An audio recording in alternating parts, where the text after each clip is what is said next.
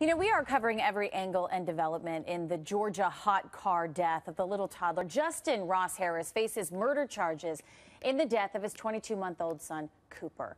Cooper died after being left in a hot car for 7 hours last month. Police say it was intentional. Harris says it was accidental. He says he just forgot his son was in the car. There have been two dads very outspoken about this case. Atlanta radio personality and host Ryan Cameron. And via Skype, we're joined by Pete Dominick. He is a Sirius XM political talk show host and comedian.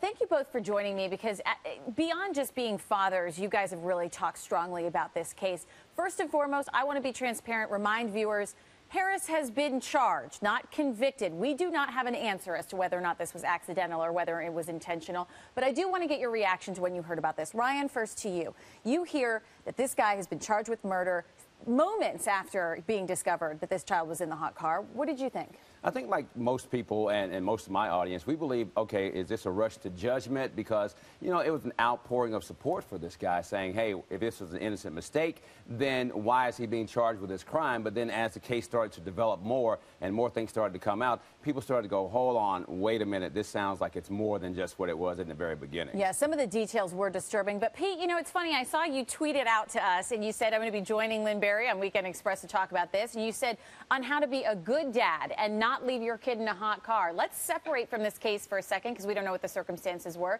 Can a good dad just make a mistake and accidentally leave their kid in a hot car? I've heard moms that have done it. They've said it on our air. No. I mean, listen, it depends on how you define the word good.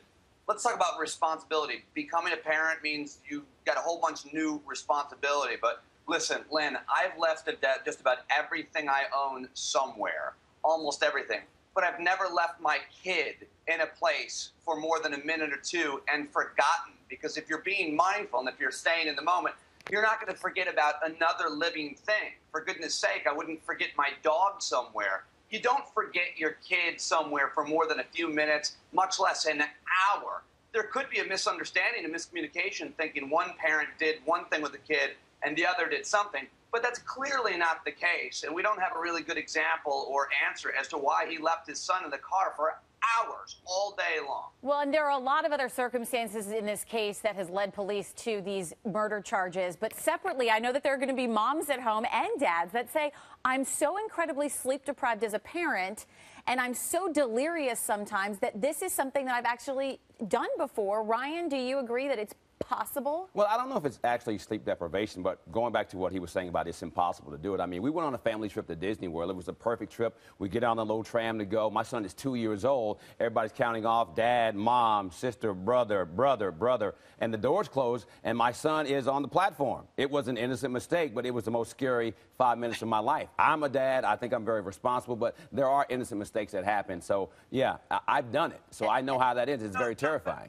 With all due respect, you haven't done it. You had a great system there where you called off. Everybody had their name. I mean, I've never done something as responsible as that. I almost left my kid on one side of the subway door. That was scary. But the point is, the moment you left your kid there on that ride, you knew. The moment I almost lost my daughter on the subway, I knew. Not 10 minutes later, not 2 hours later, certainly not 7 hours later. Now, we agree on that part. And what about awareness, you guys? I mean, there have been YouTube videos everywhere.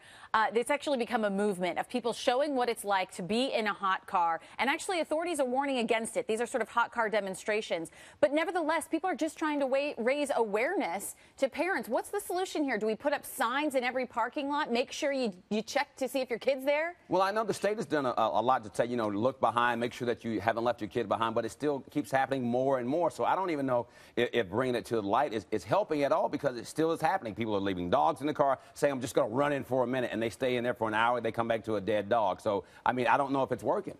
Yeah. Well, I don't want to make light of it, but this is kind of the Darwin Awards. I mean, parenting isn't something that's easy. You have to learn how to be a good parent. You have to learn how to be responsible. But for goodness sake, there's not a human being alive ever that doesn't have some mental illness, that doesn't know that being in a hot car can kill you in a very short amount of time, or certainly make you uncomfortable. We don't need a YouTube video for that. Pete Dominick, thank you. Ryan Cameron, always great to talk to you guys. Thanks so much. Take care. Thanks, Lynn.